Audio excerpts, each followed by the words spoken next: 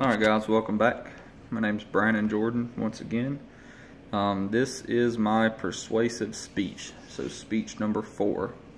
Once again, I know it's late. I do apologize. I got caught up over spring break with my kids. I said that last speech, so that's still the excuse I'm going to use. Alright. The speech, or the topic of the speech that I'm going to be doing today is don't ban guns. I'll start off by saying that is the dumbest thing that could ever happen in my mind.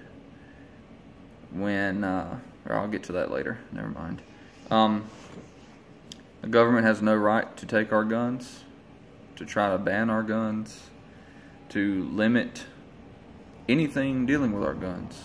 They shouldn't try to up the age to 21. They shouldn't try to decrease the age to 15. Leave it right where it's at. As long as you don't have a felony or you're a dishonorably discharged veteran or something of that nature, then you should be allowed to buy a firearm. With that being said, buying a firearm is a right, but it's also a responsibility. Once you have a firearm in your possession, anywhere in your house, anywhere that you can get to, if you think you can get to a firearm, anything, you need to be properly trained on that firearm. Whether it be a shotgun, a rifle, a pistol, doesn't matter. BB gun, bow and arrow, anything you can think of that can possibly hurt or kill somebody, you need to be properly trained on it. So, that being said, everyone should go get a gun safety course. You can go take a 2 or 4, 6, 8 hour gun safety course at a local range. Sometimes police officers and police academies, things like that, they offer them, sometimes for free. Most of the time, not very expensive. So go get that done to make sure you're properly educated in firearms before you are in possession of one and something bad happens. And then either you wind up hurting yourself or others, or possibly killing yourself or someone else, and you ruin your life because you go to jail for the rest of your life for murder. Speaking of that brings me to a point. I was shown a video on Facebook a few hours ago. It was of 3 people in a car, 2 male and 1 female. The female was in the driver's seat, the male was in the passenger, and there was a male in the back. And I don't know if he just bought the pistol or if they had it and they were just showing it around to people, but they pulled it out and, you know, was waving it all around, and the female took it, and you could clearly tell that she's never handled a pistol before. And I don't know why, I don't know what caused her to do it, but she racked the chamber back, which put a bullet in the chamber instead of just in the clip where they should stay until you're ready to shoot somebody or something. She racked it back, which put it in the chamber. She was just waving it around between her and the passenger, and then you heard the gunshot. Her and the male in the back jumped out and ran. They were never to be seen again in the video. The male in the passenger seat, his eyes rolled in the back of his head, his tongue fell out of his mouth, his head fell over to his shoulder, and all you saw was blood pouring out of his head. She shot him right in the temple, right there. Went all the way through. Luckily, the comments, and there was other posts along with that feed that said he is breathing on his own, he's talking, he's looking better. He may not make a full recovery, but he's looking better for sure.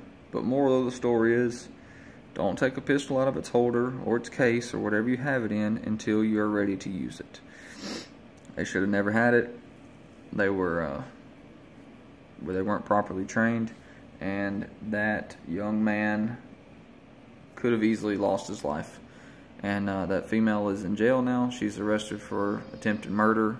Even though it was an accident, her life is over. She'll be spending the rest of her life in prison. No more family, no more outside world. She is gone.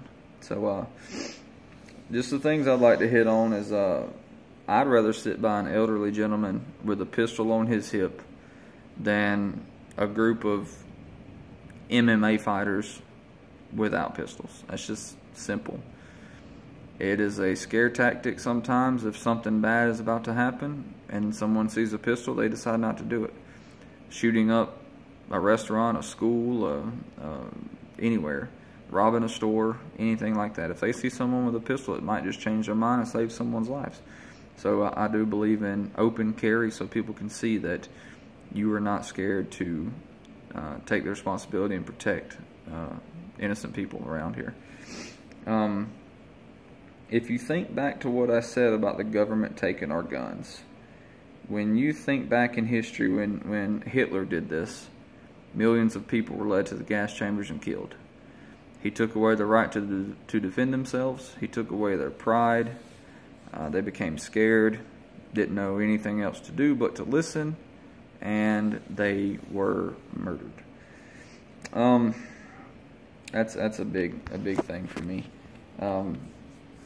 And do you feel safe around guns? If you don't feel safe around the people carrying the weapon, just get away from them. It's that simple. You can't force them to put it down. Don't make a scene. If they have had a bad day or they're intoxicated or something, who knows what they'll do with that weapon. So just get away from it. And if you don't feel safe when you are holding a weapon yourself, you need to take a gun safety class, like I said, and become educated on it, because they are very delicate weapons, and they can do some damage, clearly. But as long as you handle them properly, everything will be fine. I've been around weapons since the day I could crawl, as far as I know. And myself, nor any of my family members or pets or anything like that have been accidentally shot, or on purpose for that matter. But it's because we were all trained on them. We all started learning at a very young age. So everything went just fine. And the Second Amendment clearly states that we have the right to own weapons. We have the right to bear arms. No one should infringe upon that right, even our own government. It clearly states it there. Like I said before, if you are a honorably discharged veteran, a American citizen with no felonies, anything like that, you should be able to buy a gun, no problem. If you're a legal immigrant, honorably or dishonorably discharged veteran, other than honorably discharged veteran, a felon, someone that stays in and out of jail, drug charges, alcoholic, anything like that, I say 100% no. Thanks for watching, guys. I hope this was a good, persuasive speech.